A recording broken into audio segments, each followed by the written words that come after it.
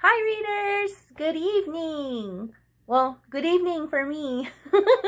Or good morning or good afternoon or whenever you watch this video. So, welcome. Make yourselves at home. I hope you guys are all doing safe. I hope you guys are happy. So, new welcomes to those of you who have not been to my channel, and welcome back to everybody else. Kim here with Native Lady Book Warrior.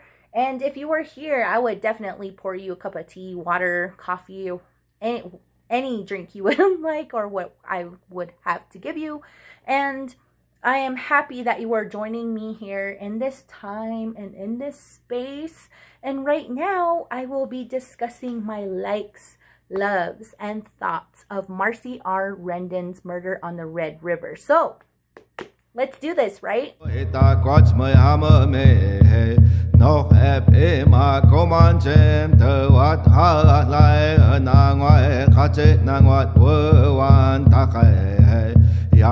Hello again. So let's get comfy, and I'll say right now, if you have not viewed my book review of Murder on the Red River by Marcie R. Rendon, I suggest very much checking that out, because if you are new to Native issues, specifically ICWA, yes, on my book review, I talk about ICWA. I bet you're like, what the heck is ICWA?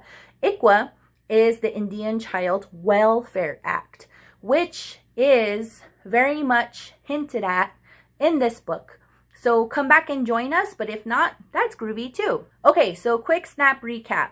This book follows a White Earth Nation woman who goes by Cash, and she helps a local sheriff named Wheaton to solve a murder of a Red Lake Native man in Minnesota, specifically Fargo, in the 1970s. In this book, you slowly become aware of Cash's childhood and her experience in the foster care system in the adoption era of the Indian adoption project, where the United States developed and carried out an assimilation policy where Native children were stripped from their parents and Native communities, and most of the time they were actually adopted out to non-Native, mostly white American families.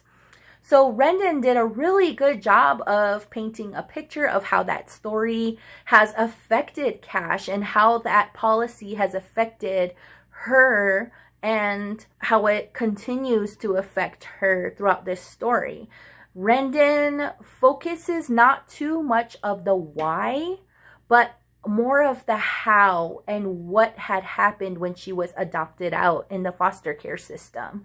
So Cash is one of many Native children out there, and her trauma, Cash's trauma, and her intergenerational trauma, her historical trauma, and is very much explored, and we witness that in this book. But we also witness very much her strength and resilience through this entire story, and it's woven very beautifully into the backdrop of a crime that is committed at the very beginning of this book. I really enjoyed reading on Cash. I also like that touch of awareness that she had, or her ability to see things that were beyond anyone's understanding and even her own understanding. So I thought that was a really cool touch, and it was good that it didn't feel fantasy-ish or superhero-ish. So Rendon does an extraordinary job of seeing how Cash is triggered through trauma throughout this whole book. And there's sometimes just a small, intricate, sometimes mundane detail that later discovers a past memory. And those trauma triggers are like bait on the end of a fishing line. And most often when she pulled in that line of memory of Cash being adopted out into the foster care system, and being passed from one family to the next family. There is a part in this book where Cash is described as having very long hair. That's part of her physical description. But her reasoning for having long hair is quite a traumatic memory. So she describes, let me see if I can find it. While Cash didn't pay much attention to her looks, all the guys in the bar raved about her hair. It hung below her waist. In one foster home, they had chopped it off so that she had looked like a boy all that year. Even now, she shopped in the boys section at JCPenney because boys' clothes were cheaper than girls, and the boys' jeans fit her skinny hips better than the ones in the women's or girls' department. But the humiliation of having her head shaved stuck with her. Her one vanity was her long, dark brown hair. So it was kind of crazy why that small explanation of why she has long hair, and of course connecting it to her experience in being in a foster home, and that really stuck with me because my girl's hair, my daughter's hair, and my hair is very, very long. My hair goes way past my butt, and so does my daughter, and it's not, and the reasoning for us having long hair is very, very much a part of our culture, especially the girls, because my girls put up their hair in what Hopis call butterfly whirls, and to show that they are young girls, it very much displays that, like, in their hair, how their hair is fixed. But that was a very powerful comparison to me because I never expected like a small detail of how long my hair was and to have it not be attached to some triggering memory. So when I got about maybe a third way through the book, I had to call my mom. I had to ask her on some details on ICWA, or the Indian Child Welfare Act, and also of the racial injustices and violence that was going on that time against Indigenous peoples, especially in border towns. And that conversation, at the end of it, it very much affected me greatly, to a point where I had to go for a walk and I had to go for a jog to go pray and to recenter myself. So I am not going to talk about ICWA during this video because I talked about that during the last video. But I encourage you to watch my book review of this book if you want to learn more on that. So a little background. My mom was actually a chief tribal prosecutor for the Hopi tribe for about, gosh, like 10 plus years. So in our community, the state and in native adoption or foster care cases with children, or cases of child abuse and child neglect, the state will contact Hopi social services. And my mom was a part of that process in handling the legal side of things. But she remembers a lot of Native children being placed outside, especially, or Native children, Hopi children, being lost in that system. And she also talked about how that was a travesty to Hopi communities, because our children are very much the future of Hopi people. If there is no one there to pass down this knowledge to, or no one such as a Hopi child or Tewa child for them to understand that, then we're very much killing the culture of Native peoples. And one thing she also talked about was if a child was not enrolled, but the parents were of different tribes, then the tribes would just communicate to one another on what they feel would be a best fit for the child. The information that she shared was very general, because obviously just certain experiences of general experiences, because a lot of that information and identity is very, very confidential. But the cases were when Cash was talking about her relationship with her mom and her siblings and her aunties, and it was very heartbreaking and painful for me to read. So let me see if I can find that. In those first years, each time Cash had expected to be driven home back to her mom, it never happened. Cash searched each new school for her brother and sister. She didn't understand. At their moms, they always had something to eat, even if it wasn't the full spread the farmers' wives put out. Sometimes her mom didn't have the gas money to drive into town to get the water jugs filled, and they would drink the rainwater from the rain barrels next to the house. They all slept curled in one big bed, kept warm by a kerosene stove in the winter months. There was always laughter, no swatting, no shaming. She and her brother climbed trees to the very top. She and her sister made mud pies and fed them to each other, their mom pouring a bucket of rainwater over them to wash them off. So that memory, I think because I couldn't even imagine what it would be like to be separated, especially from my siblings, where we're very close, and to not have my mom there and not understand why I'm with this family now. And yes, I mean, to see Cash go from a very loving environment, and yes, of course, not always safe, but that assimilative justification, that patronizing thinking of we are saving the Indian and we can give better what their families couldn't or could ever give.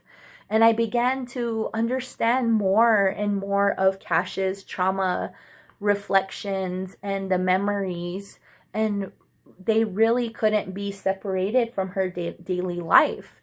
And further, I thought, if anyone only has negative memories to make comparisons to, and those comparisons anchor them to their understanding of the world and their connections to that world and the people in it, then it is, for me, it was apparent, especially for Native people, that their safety and protection should very much lay into the hands of those that they identify with. And that is just very, very much my strong opinion. I am sticking to it, people. So, another detail that I found to be very powerful in this book was the depiction of racism and prejudice that happened to Cash, and how it triggered historical trauma with Cash.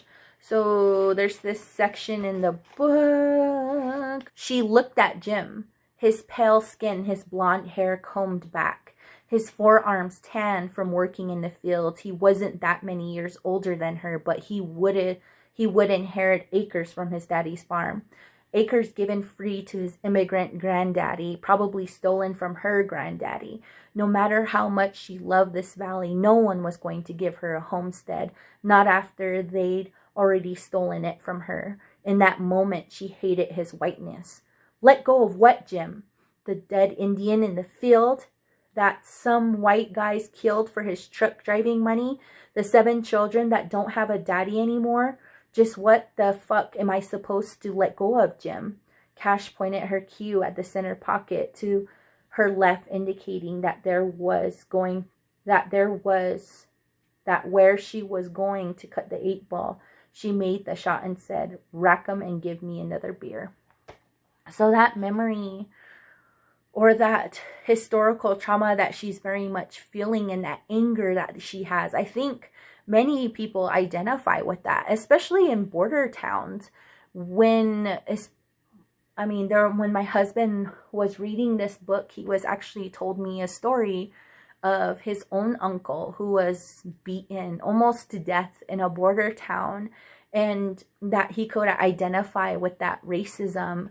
And when we are beaten, are told to go back where we come from, and then even with the federal government not living up to its trust responsibility with tribes by protecting Native children, that reflected with me and the experiences I had growing up. There was a time while my mom was in school, I spent about 2 years in Glendale, Arizona, which is a suburb of Phoenix. And like Cash, I had many, many male friends because I love sports and I was athletic. I loved to run and play. But when it came to my friends' parents, when they would invite all of us over, their parents would not treat me very well. Actually, they treated me very awful, and they would ask me to leave. They would follow me to the bathroom, maybe to see if to make sure I wouldn't steal anything. And they would also never let my friends come eat at my house and visit me. So that was when I knew that being outside the safety and comfort of my Native community, to be treated differently because of my skin color or my identity, I also saw some of that with me and what Cash had experienced. Okay, I don't like this part. But one problem I had with the book was my expectations of Cash being a part, or if not very much interacting with, a crazy complex criminal investigation. And honestly, I was a bit disappointed.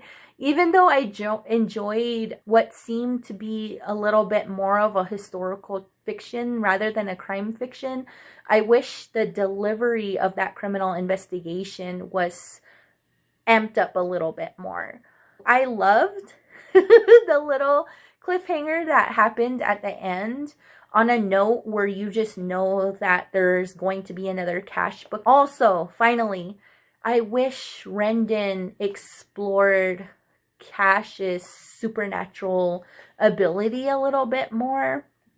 But other than that, so as if you reviewed my book review, I gave this book 4 stars. So yeah, I'm done with the book. So yep. That was pretty good. This book was enjoyable. I encourage you guys to read it because Cash was, I think, if you were just to read this book just to explore the character of Cash, I think you would be satisfied. So go pick up the book, read it. Murder on the Red River by Marcie R. Rendon. So yep, I am done now with this book discussion. So I hope I didn't keep you guys too long. And I hope you guys are all doing very, very awesome. Hope you guys are doing well. And I hope your families are safe. Check on your neighbors. No, wait. Check on your elders. Check on your relatives and your family. And I shall see you guys next time. So Kim with Native Lady Bookwear signing off. And I shall see you guys again soon. So, yay. All right. Bye.